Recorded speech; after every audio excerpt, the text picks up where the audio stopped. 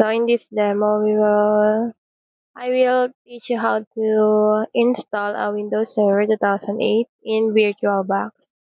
So first, gagawa muna tayo ng machine, then click New.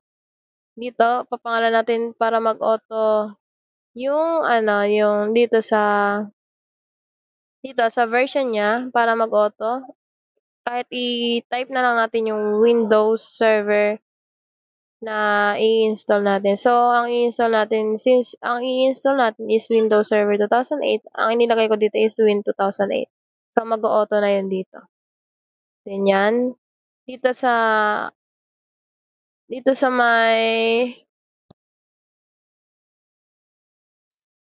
dito sa base memory, pwede natin palitan yan. Ang prefer ko, base memory niya is, nasa 2 GB, which is 2048 MB. Then, yung CPU ko is yung processor ko is 1 lang. Then sa hard disk, pwede natin siyang gawing 15, 10 or 20. Basta yung recommended lang niya, size. Then, ayan, papalitan ko pa yan ng 15 eh. Then, click finish. Then, after nun, pwede na natin siyang i-start.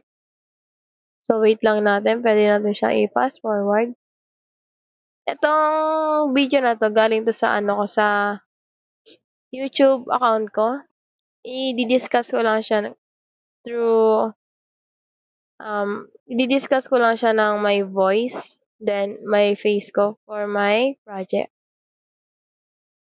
or activity. Then dito,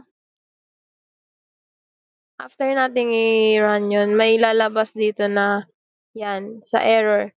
Since hindi tayo naglagay agad ng ISO, dito na tayo maglalagay. So, click mo lang tong arrow na to. Then, ang gamit kong ISO is, yung Windows Server 2008 R2.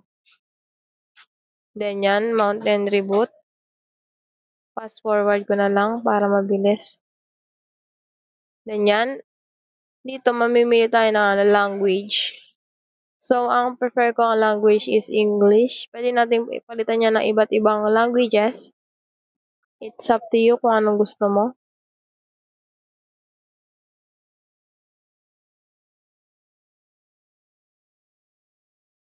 Yan, install. Then, set up. Wait lang. Yan. Dito naman, ang pinili kong operating system or OS is Windows Server 2008 R2 standard. Since ayan yung yung gamit kong ISO. Nakita niya naman kanina yung tinuro ko, 'di ba, yung sa bago tayo mag-start. After ng start, may lumabas na need pa maglagay ng ISO. Yun na yung nilagay ko. Then next, then accept the license terms. Then click next. Then custom advanced yan. Then yan yung this. Dito sa installing Windows, medyo matagal to kaya fast forward na lang natin.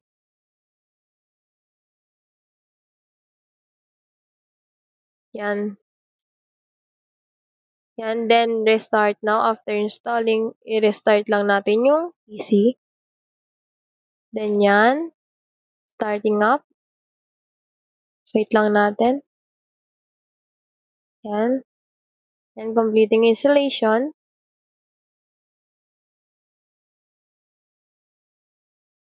After completing installation, magre-restart ulit yung PC natin. Then, after neto, maglalagay na tayo ng ating password. Sa paglalagay ng password dito is may requirements po siya. Pag hindi mo na-meet yung requirements sa password, hindi siya mag-error siya. So, ang requirements kasi dito is, kailangan may capital letter, then may special characters and may number.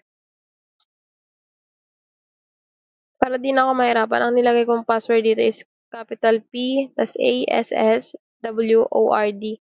So, tas 1, 2, 3. Ayun lang yung nilagay ko. Dito, i-click mo lang yung OK. Then yan, new password. Then, i-confirm mo lang yung password mo. Yan, okay. Click OK. Then yan, preparing your desktop.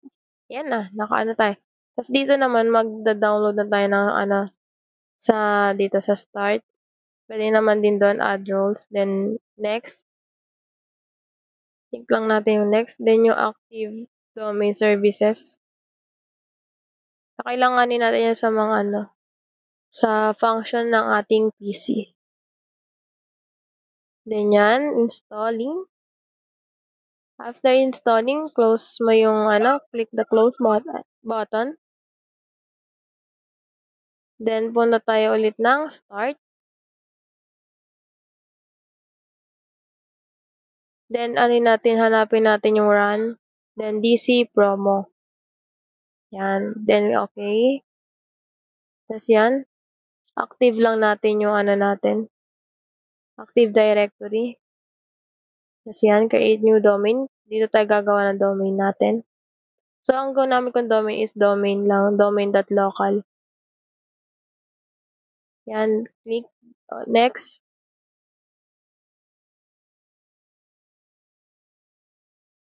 Then, next. 2008 R2. Then, next.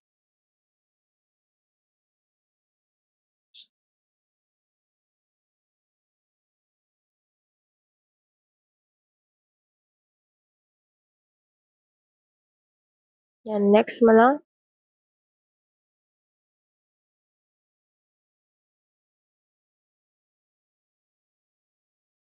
Then, yung password mo. Then, confirm mo lang yung password.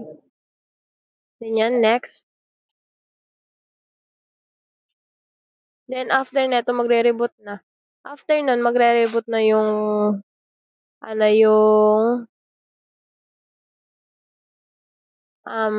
natin. Magre-reboot na yung Windows server natin.